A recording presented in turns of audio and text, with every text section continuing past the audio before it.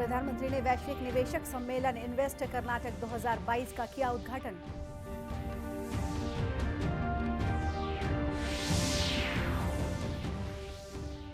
राज्य स्थापना दिवस पर 41 विभूतियों को दिया गया राज्य अलंकरण सम्मान।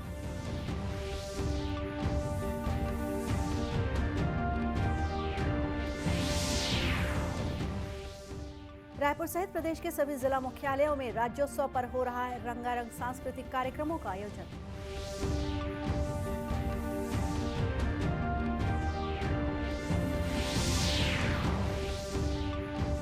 और प्रदेश भाजपा पदाधिकारियों की हुंकार रैली को लेकर आयोजित की गई बैठक।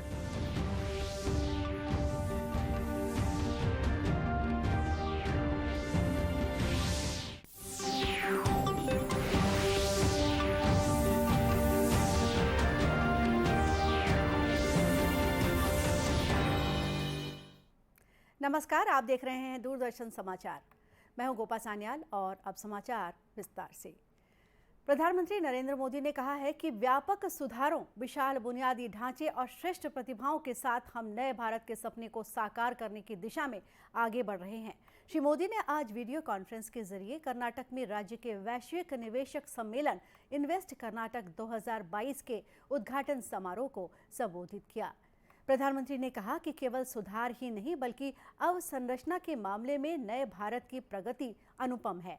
श्री मोदी ने कहा कि सरकार युवाओं के अवसरों को सीमित करने की बजाय उन्हें नए अवसर प्रदान करने के लिए अनुकूल माहौल बना रही है। सम्मेलन का उद्देश्य संभावित निवेशकों को आकर्षित करना और अगले दशक के लिए विकास का एजेंडा तय करना है। सम्मेलन 4 नवंबर तक चलेगा। राज्य स्थापना दिवस पर आयोजित 3 दिवसीय राज्योत्सव के पहले दिन कल शाम राज्य अलंकरण समारोह का आयोजन किया गया। राज्यपाल अनुसुईया उइके और मुख्यमंत्री भूपेश बघेल ने वर्ष 2022 के लिए 33 विभिन्न विधाओं में 41 राज्य अलंकरण सम्मान प्रदान किए। इसमें विभिन्न क्षेत्रों में उल्लेखनीय कार्य करने वाले लोगों को 33 श्रेणियों में पुरस्कृत किया गया।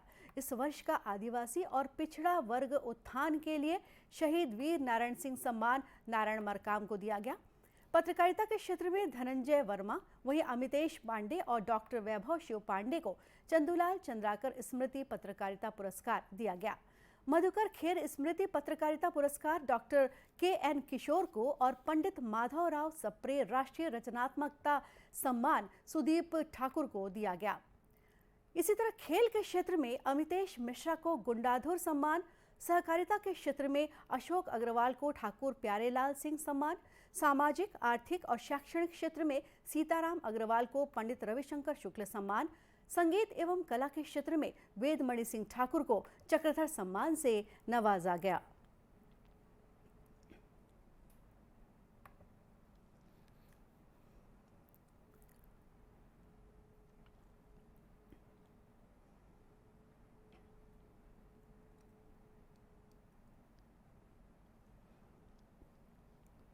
अलंकरण समारोह के माध्यम से विभिन्न क्षेत्र के विशिष्ट व्यक्तित्व के सम्मान करके हम स्वयं गौरवान्वित महसूस करते हैं। ये व्यक्तित्व के जीवन से, ये व्यक्तित्व के कृतित्व से समाज में प्रेरणा मिलते, वो म्हणजे काम करते, वो देख के दूसरों में सीखते, होकर अनुसरण करते। इस अवसर पर मुख्यमंत्री ने कहा कि इन विभूतियों को सम्मानित करना स्वयं सम्मानित होना है।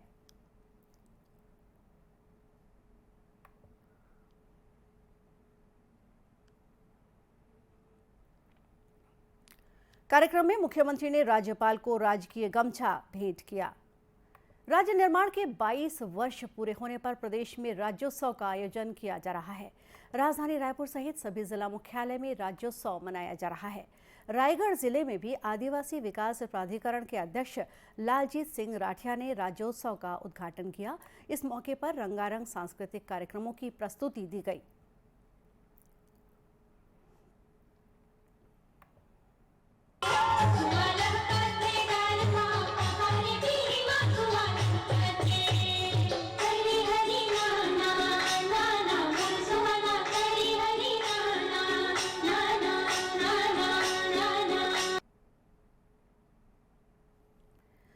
कबीरधाम जिले में राज्य की कला, संस्कृति और रीति रिवाजों पर आधारित अलग अलग कार्यक्रमों की प्रस्तुति दी गई।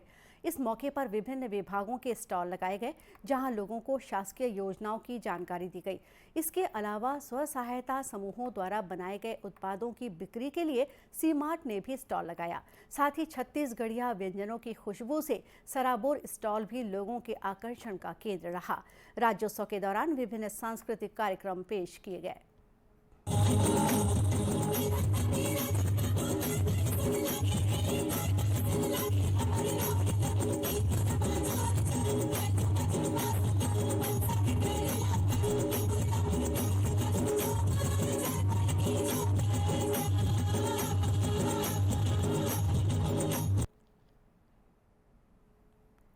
राजधानी रायपुर में भी राज्योत्सव के दौरान विभिन्न जगहों से आए लोक कलाकारों द्वारा आकर्षक प्रस्तुतियां दी जा रही हैं।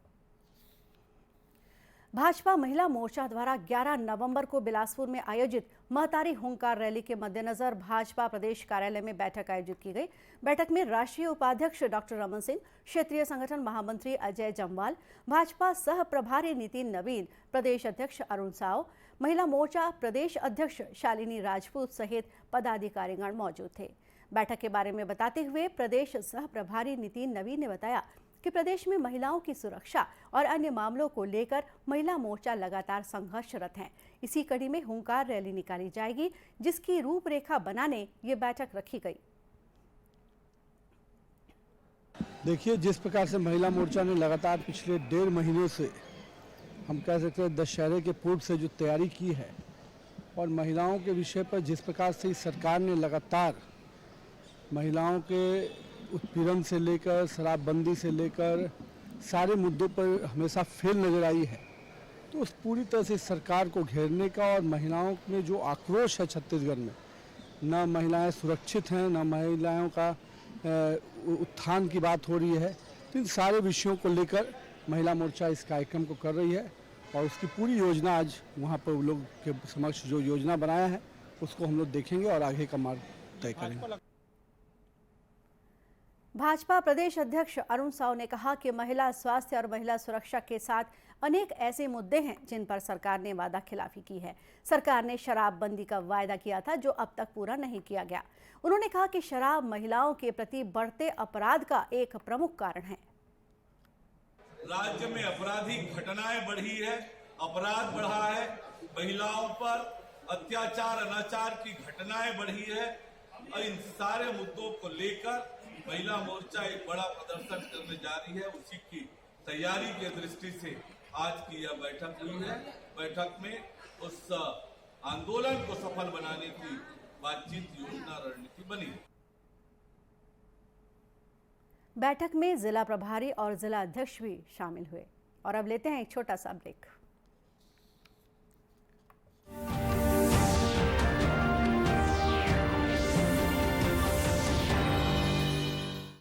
चेक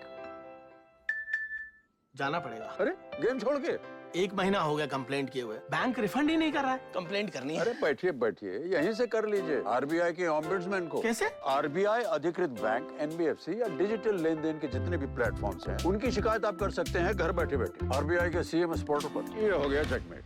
कंप्लेंट करेंगे क्या? आरबीआई कहता है जानकार बनिए, सतर्क रहिए। क्या बात है, बहुत फिट लग रहा है।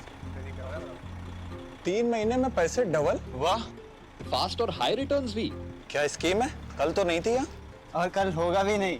तूने कभी 5 ओवर में डबल सेंचुरी मारी है? ऐसे स्कीम के बहकावे में आके हम धोखा खा सकते हैं। और आरबीआई कहता है अपना पैसा सुरक्षित रखो और समझदारी से निवेश करो। अगर ज्यादा रिटर्न के पीछे भागोगे तो रिस्क भी उतना ही उठाओगे। और फास्ट रिटर्न से बच के, और फास्ट बॉलिंग से भी। आरबीआई कहता है जानकार बनिए, सतर्क रहिए।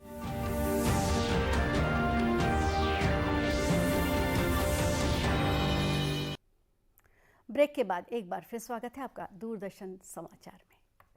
जांजगीर चांपा जिले में प्रधानमंत्री किसान सम्मान निधि के तहत जिन लोगों को गलत तरीके से राशि का वितरण किया गया है, उनसे रिकवरी की जाएगी।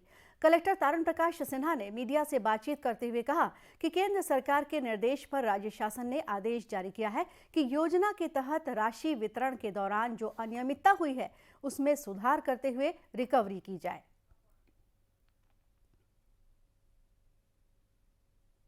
देखिए, राज्य शासन ने निर्देश जारी किया है कि जिन लोगों ने केंद्र सरकार के निर्देश पे कि जिन लोगों को गलत ढंग से राशि दी गई है उसका जो है नियमानुसार वसूल। गौरतलब है कि कलेक्टर ने 2,63,000 अपात्र किसानों से 2 अरब 16 करोड़ की राशि रिकवरी करने के निर्देश दिए हैं। केंद्र सरकार की राष्ट्रीय ग्रामीण आजीविका मिशन योजना आदिवासी बाहुल्य कोरबा जिले में महिलाओं के लिए वरदान साबित हो रही है। इस योजना के जरिए महिलाएं स्वावलंबन और सशक्तिकरण की राह पर आगे बढ़ रही हैं। कोरबा कलेक्टर संजीव झा ने बताया कि केंद्र सरकार की राष्ट्रीय ग्रामीण आजीविका मिशन योजना के तहत रजगामार ग्राम पंचायत की महिलाओं को आर्टिफिशियल ज्वेलरी बनाने का प्रशिक्षण दिया गया था। 13 दिनों के इस प्रशिक्षण के बाद महिलाओं को व्यवसाय शुरू करने के लिए आर्थिक मदद भी दी गई थी, जिसके बाद अब समूह की महिलाएं आकर्षक ज्वेलरी तैयार कर रही है, साथ ही आर्थिक लाभ कमाकर आत्मनिर्भर भी बन रही हैं। ये राष्ट्रीय ग्रामीण आजीविका मिशन NRLM के तहत जो महिला समूह है उनको विभिन्न गतिविधियों में आजीविका मूलक प्रशिक्षण दे करके उनके रोजगार बढ़ाने के लगातार प्रयास किए जा रहे हैं। और चूंकि ये कोरबा ऐसा ट्राइबल जिला है, आकांक्षी जिला भी है, जहाँ पर कि इस तरह के प्रयासों की बहुत ज़्यादा ज़रूरत है, उसमें रजगामार और शहर से लगे हुए ऐसे गांव हैं जहाँ पर कि महिला स्व सहायता समूहों के जो प्रोड्यूस हैं उनको मार्केट मिल सकता है। तो वहाँ पर उनको इस तरह से ट्रेनिंग दिया गया है आर्टिफिशियल ज्वेलरी के लिए, ताकि उनको मार्केटिंग करने में भी सहूलियत हो। उसमें उनको बनाने के लिए और मार्केटिंग दोनों पे NRLM के द्वारा मदद भी दी जा रही है। पहले ट्रेनिंग दिया गया और मार्केटिंग और पोजिशनिंग के लिए हेल्प की जा रही है। नई उमंग महिला समूह की सदस्यों ने बताया कि पहले वो घर के कामकाज तक ही सीमित थी, लेकिन अब समूह से जुड़कर वे घर के खर्च में भी योगदान दे पा रही है। और हम लोग राष्ट्रीय ग्रामीण आजीविका मिशन के तहत बिहान योजना से जुड़े हुए हैं और हम लोग RCT के माध्यम से हम लोग 13 दिन का ट्रेनिंग लिए कस्टम ज्वेलरी का, और उसको हम लोग अपना खुद का मतलब करने का भी निर्णय लिए। तो हम लोग सभी 16 महिला हैं, 16 महिला मिलकर इसको करने का निर्णय लिया और सभी लोग फिर हम लोग सामान खरीदे और सामान के लिए अपना खुद का बचत का पैसा भी लगाए और हमको CLF की तरफ से भी हमको 20,000 का राशि मिला। उस पर हम लोग बिलासपुर से अपना सामान लाकर इसको हम लोग तैयार कर रहे हैं। हम लोग को RCT के द्वारा 13 दिन का ट्रेनिंग कस्टम ज्वेलरी का किए हैं। तो उसके अंतर्गत चूड़ी, बाली, झुमका, टियारा, बाल पट्टा, मांग टीका बनाना सीखे हैं और सीख के हम लोग अभी उसमें काम कर रहे हैं। इसमें हमको अभी 15-17 दिन काम करते हुआ है और 3,000 कमा चुके हैं। गौरतलब है कि आकांक्षी जिला कोरबा में जिला प्रशासन द्वारा स्वरोजगार की दिशा में लगातार प्रयास किए जा रहे हैं। इसी कड़ी में राष्ट्रीय ग्रामीण आजीविका मिशन योजना के तहत महिलाओं को स्वरोजगार से जोड़ा जा रहा है। मरीजों को अब डॉक्टरों की लिखी पर्चियों को सहेज कर रखने की जरूरत नहीं पड़ेगी और देश भर में कहीं भी इलाज कराने पर उनके केस हिस्ट्री से डॉक्टर अवगत हो सकेंगे, जिससे उनके इलाज में आसानी होगी। गौरतलब है कि आयुष्मान भारत डिजिटल मिशन के तहत प्रदेश भर में डिजिटल हेल्थ कार्ड बनाने का काम जारी है। दुर्ग जिले में भी इस पर काम किया जा रहा है। इसके लिए शासकीय अस्पतालों सहित निजी अस्पतालों को भी इस योजना से जोड़ा जा रहा है, जहां इलाज करवाने पहुंच रहे मरीजों का डिजिटल हेल्थ कार्ड बनाया जा रहा है। साथ ही जिले में आयोजित होने वाले स्वास्थ्य शिविरों में भी आधार कार्ड से लोगों की डिजिटल हेल्थ कार्ड की ID जनरेट की जा रही है। आयुष्मान भारत डिजिटल मिशन के दुर्ग जिला परियोजना समन्वयक देवेश त्रिवेदी ने बताया कि अब तक जिले में करीब 1 लाख से अधिक लोगों का डिजिटल हेल्थ कार्ड बनाया जा चुका है।